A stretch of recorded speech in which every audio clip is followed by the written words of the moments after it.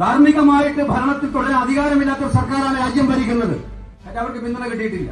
ഇന്നിപ്പോ സുപ്രീം കോടതി വന്നിരിക്കുന്ന വിധി നിർണായകമായ വിധിയാണ്. എനിക്ക് അഭിമാനമുണ്ട്. കോൺഗ്രസ് പാർട്ടിക്ക് വേണ്ടി സുപ്രീം കോടതിയിൽ എന്നോട് പോകാൻ പാർട്ടി ആവശ്യപ്പെട്ട് അതിനകത്തെ ഒഫീഷ്യൽ സിഗ്നേറ്ററി പരാതിക്കാരനായിട്ട് പോകാൻ കഴിഞ്ഞു എന്നുള്ളതിൽ എനിക്കിപ്പോൾ അഭിമാനമുണ്ട്. ഏറ്റവും ജനാധിപത്യം സംരക്ഷിക്കുന്നതിൽ ഏറ്റവും നിർണായക വിധിയാണ് ആ വിധിയിലൂടെ വന്നിരിക്കുന്നത്. എന്താ വിധി? നമ്മുടെ രാഹുൽ ഗാന്ധി ആദ്യം മുതലേ ആവശ്യപ്പെടുന്ന ഒന്നേ ഉള്ളൂ, ഇലക്ട്രോണിക് വോട്ടർ ലിസ്റ്റ് തരണം. രാഷ്ട്രീയ പാർട്ടികൾക്ക് കൊടുക്കണം, അപ്പൊ ഒത്തുനോക്കാൻ പറ്റും. അപ്പൊ ഇലക്ട്രോണിക് വോട്ടർ ലിസ്റ്റ് തരുന്നേ ഇല്ല എന്നാണ് അവർ പറയുന്നത്.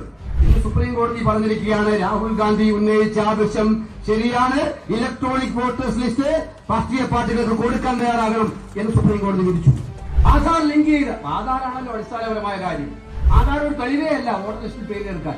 ആധാർ ഒരു തെളിവാക്കി മാറ്റണം, ഒരു രേഖയാക്കി മാറ്റണം എന്ന് നമ്മൾ ആവശ്യപ്പെട്ടു. ഇന്ന് സുപ്രീം കോടതി പറഞ്ഞിരിക്കുന്നു ആധാർ കൂടി ഒരു തെളിവ് രേഖയാക്കി മാറ്റാൻ തയ്യാറാകണം ഇലക്ഷൻ കമ്മീഷനോട് ആവശ്യപ്പെട്ടു.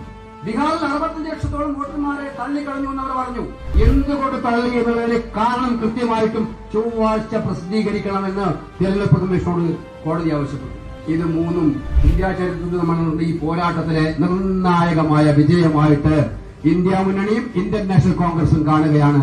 ഇക്കാര്യത്തിൽ ജനാധിപത്യം സംരക്ഷിക്കാനുള്ള പോരാട്ടത്തിലെ ആദ്യ വിജയമാണ് ഇന്ന് സുപ്രീം കോടതി വിധിയിലൂടെ ഉണ്ടായിരിക്കുന്നത് എന്ന് ഞങ്ങൾ ഉറപ്പിച്ചു പറയും.